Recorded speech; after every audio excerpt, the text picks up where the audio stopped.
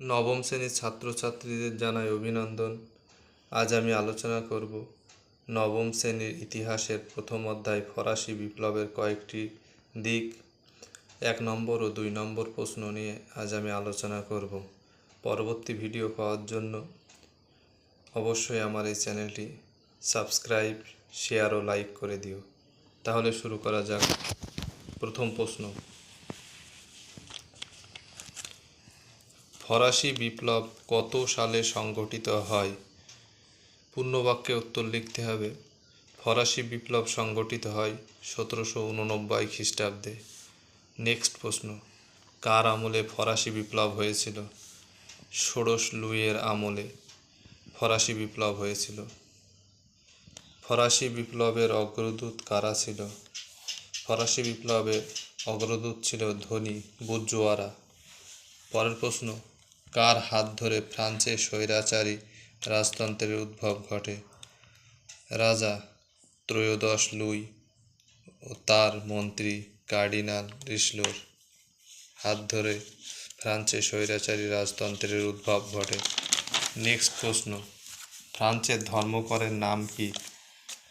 Type. Next প্রশ্ন, Montesquieu লেখা দুটি গ্রন্থের নাম লেখো। দ্য স্পিরিট অব লজ ও দ্য পার্সিয়ান লেটার্স। ভলতেয়ারের লেখা একটি গ্রন্থের নাম লেখো। ভলতেয়ারের লেখা একটি গ্রন্থের নাম কাদিদ। ফরাসি বিপ্লবের জনক কাকে বলা হয়? রুশোকে ফরাসি বিপ্লবের জনক বলা হয়। নেক্সট প্রশ্ন, প্রশ্ন নম্বর 9, রুশোর লেখা দুটি গ্রন্থের নাম লেখো। সামাজিক চুক্তি ও অসাম্যের সূত্রপাত। ফিজিওক্রাটস মতবাদের একজন সমর্থক কে ছিলেন? কেনে। কে বলে আমি রাষ্ট্র? স্বৈরাচারী রাজা চতুর্দশ লুই বলেন আমি রাষ্ট্র। ফরাসি শাসন ব্যবস্থায় গুরুত্বপূর্ণ ভূমিকা কে নেয়? ইন্টেন্ডেন্ট। প্রজাপতি রাজা কাকে বলা হয়? পঞ্চদশ লুইকে। পরের প্রশ্ন, কোন পরোয়ানার মাধ্যমে ফরাসি নাগরিকদের গ্রেপ্তার করা হতো? লেত্র দ্য ক্যাশে। কোন ঐতিহাসিক ফ্রান্সকে ভ্রান্ত অর্থনীতির জাদুঘর বলেছেন? ব্রিটিশ অর্থনীতিবিদ অ্যাডাম স্মিথ। নেক্সট প্রশ্ন, সপ্তবর্ষীব্যাপী যুদ্ধ হয় কোন রাজার সময়ে? এই যুদ্ধে কোন কোন দেশ অংশ নেয়? পঞ্চদশ লুইয়ের আমলে সপ্তবর্ষীব্যাপী যুদ্ধ হয়। এই যুদ্ধে অংশ নেয় ফ্রান্স ও অস্ট্রিয়া। এই পরের প্রশ্ন, ইম্পর্টেন্ট কোশ্চেন, মেরি আন্তোয়ানেত কে ছিলেন? রাজা ষোড়শ লুইয়ের পত্নী ও অস্ট্রিয়ার রাজকন্যা।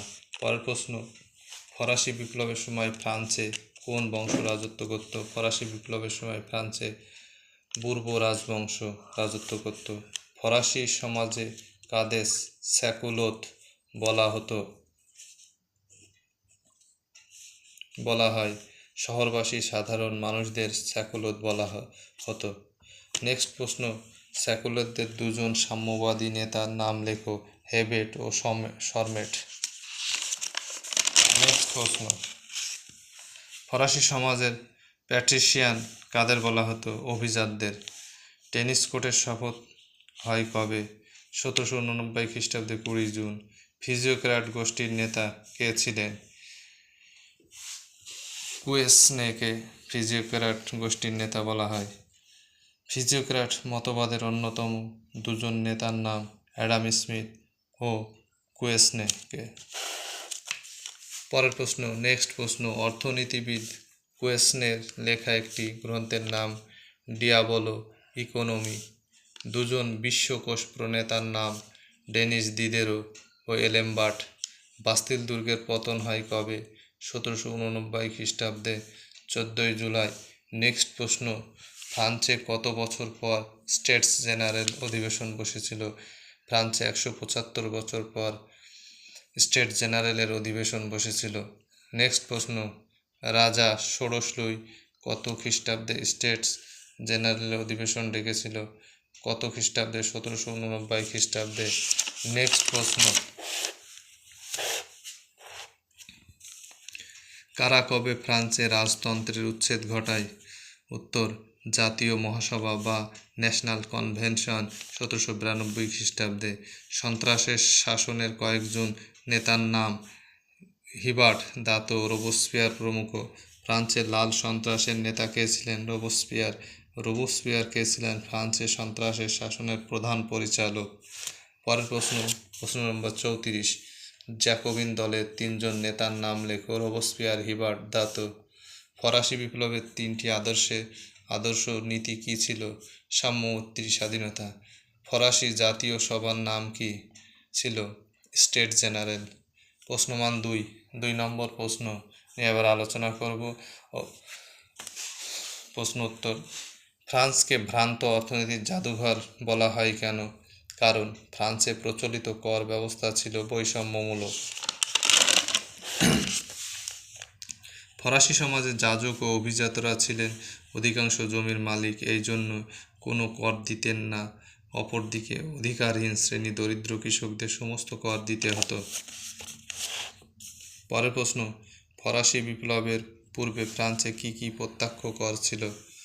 তেই বা ভূমিকর, উৎপাদন ভিত্তিক কর, ভ্যান্তিয়াম ও সম্পত্তি ভিত্তিক আয়কর।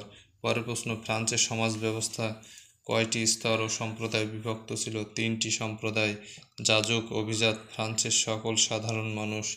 নেক্সট প্রশ্ন। থার্ড স্টেটস কি? ফরাসি বিপ্লবের আগে শ্রেণী বিভক্ত ফরাসি সমাজ ব্যবস্থায় যে 3টি শ্রেণীর অস্তিত্ব ছিল তার মধ্যে অন্যতম ছিল থার্ড স্টেট বা তৃতীয় সম্প্রদায়। এই সম্প্রদায়ের অন্তর্ভুক্ত ছিল সব ধরনের রাজনৈতিক ও অর্থনৈতিক অধিকার থেকে বঞ্চিত ধনী, বুর্জোয়া, মধ্যবিত্ত, দরিদ্র, কৃষক ও শ্রমিক, সেকুলোত বা চালচুলোহীন প্রভৃতি। নেক্সট প্রশ্ন।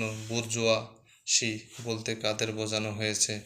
ফরাসি বিপ্লবের অংশগ্রহণকারী তৃতীয় শ্রেণীভুক্ত বুর্জোয়াদের বুর্জোয়াসি বলা হয়েছে। পরের প্রশ্ন। অভিজাত বিদ্রোহ কি? অর্থনৈতিক সংকট দূর করার জন্য রাজা ষোড়শী 1788 খ্রিস্টাব্দে দেশের সব প্রাদেশিক পার্লামেন্ট মুলতবি রাখেন এবং সকল সম্প্রদায়ের থেকে কর আদায়ের উদ্যোগ নেন। এতে ক্ষুব্ধ হয়ে অভিজাত শ্রেণীর রাজার বিরুদ্ধে বিদ্রোহ শুরু করে। এই ঘটনা অভিজাত বিদ্রোহ নামে পরিচিত। নেক্সট প্রশ্ন। মন্তেস্কু কে ছিলেন? মন্তেস্কু ছিলেন ফরাসি বিপ্লবের প্রাক্কালে একজন বিখ্যাত দার্শনিক। তিনি ছিলেন নিয়মতান্ত্রিক রাজতন্ত্রের সমর্থক এবং রাজার ঐশ্বরিক ক্ষমতার ধারণার বিরোধী। পরের প্রশ্ন। ফিজিওক্র্যাটস কাদের বলা হয়? ফরাসি বিপ্লবের পূর্বে ফ্রান্সে এক শ্রেণীর অর্থনীতিবিদের আবির্ভাব হয়। এরা অবাধ বাণিজ্য ও বেসরকারি শিল্প প্রতিষ্ঠানের পক্ষপাতী ছিলেন। এদের বলা হয় ফিজিওক্র্যাটস। লেতর দ্য ক্যাশে কি? লেতর দ্য ক্যাশে হলো বিপ্লবের আগে ফ্রান্সে প্রচলিত এক ধরনের রাজকীয় গ্রেপ্তারি পরোয়ানা। এই পরোয়ানার মাধ্যমে যে কোনো ব্যক্তিকে বিনা বিচারে জেলে আটকে রাখা যেত। পরের প্রশ্ন। বাস্তিল দুর্গের পতনের গুরুত্ব। বাস্তিল দুর্গে বন্দি থাকা নিরপরাধ ফরাসি জনগণ মুক্তি পায়। ফ্রান্সে পুরানো রাজাদের স্বৈর শাসনের অবসান ঘটে এবং ফ্রান্সে বিপ্লবের জয়যাত্রা শুরু হয়। পরের প্রশ্ন। টেনিস কোর্টের শপথ কি? ফরাসি জাতীয় সভার তৃতীয় সম্প্রদায়ের সদস্যরা 1789 খ্রিস্টাব্দের 20 জুন আইনসভায় প্রবেশ করতে গিয়ে দেখেন যে সভাকক্ষ বন্ধ রয়েছে। এরপর ক্ষুব্ধ সদস্যরা মিরাবু ও আবে সিউয়েসের নেতৃত্বে নিকটবর্তী টেনিস খেলার মাঠে জড়ো হয়ে ফ্রান্সের জন্য সংবিধান রচনা না করা পর্যন্ত তারা ঐক্যবদ্ধভাবে কাজ করে যাবেন। এই ঘটনা টেনিস কোর্টের শপথ নামে পরিচিত। পরের প্রশ্ন। প্যারি কমিউন কি? বাস্তিল দুর্গ পতনে 14 জুলাই 1789 খ্রিস্টাব্দের পর বিপ্লবী জনতা প্যারিস শহরে পৌর শাসন পরিচালনার উদ্দেশ্যে একটি কমিটি গঠন করে। এটি প্যারি কমিউন নামে পরিচিত। মহাতঙ্ক কি? বাস্তিল দুর্গের পতনের পর ফ্রান্সে গ্রামাঞ্চলে বিপ্লবের ব্যাপক প্রসার ঘটে। এই সময় গ্রামাঞ্চলে গুজব রটে যায় যে অভিজাতদের ভাড়াটে গুন্ডা ও সেনাবাহিনী গ্রামের কৃষকদের শায়েস্তা করতে এগিয়ে আসছে। এই গুজবের ফলে গ্রামাঞ্চলে তীব্র আতঙ্ক ছড়িয়ে পড়ে, যা মহাতঙ্ক নামে পরিচিত। পরের প্রশ্ন, সেপ্টেম্বর হত্যাকাণ্ড কি? ফ্রান্সের রাজতন্ত্রের সমর্থক বহু মানুষ কারাগারে বন্দী ছিল। ফ্রান্সের রাজতন্ত্র বিরোধী উত্তেজিত জনতা কারাকক্ষে ঢুকে রাজভক্ত সন্দেহে হাজার হাজার মানুষকে নির্বিচারে হত্যা করে। 2 থেকে 5 সেপ্টেম্বর 1792 খ্রিস্টাব্দে এই ঘটনা সেপ্টেম্বর হত্যাকাণ্ড নামে পরিচিত। জ্যাকোবিন কারা? ফরাসি বিপ্লবের সময় ফ্রান্সে যে উগ্রপন্থী দলের আত্মপ্রকাশ ঘটেছিল এবং ফ্রান্সের সংকটকালে দেশে সন্ত্রাসের শাসন যারা চালু করেছিল তারা জ্যাকোবিন নামে পরিচিত। পরের প্রশ্ন, গিলোটিন কি? গিলোটিন হলো একটি যন্ত্র বিশেষ।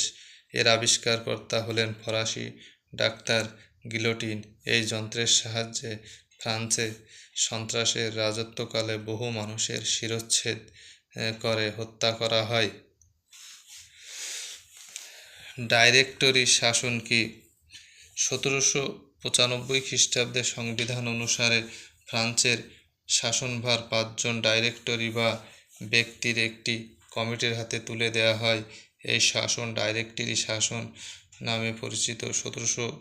এই শাসন 1795 থেকে 92 খ্রিস্টাব্দ নামে পরিচিত। 1795 থেকে 1799 নামে পরিচিত। এই শাসন ব্যবস্থা ছিল অত্যন্ত অদক্ষ ও দুর্নীতিগ্রস্ত। ডাইরেক্টরিদের শাসনকালে ফ্রান্সের শাসন ব্যবস্থা ভঙ্গুর হয়ে পড়ে। আমার এই চ্যানেলটি ভালো লাগলে অবশ্যই সাবস্ক্রাইব করে দিও, লাইক শেয়ার করে দিও এবং পরবর্তী ভিডিও পাওয়ার জন্য কমেন্ট করে অবশ্যই জানাবে। এই বলে আমি নবম শ্রেণীর প্রথম অধ্যায়ের প্রশ্নোত্তর এখানেই শেষ করলাম, 1 ও 2 নম্বরের।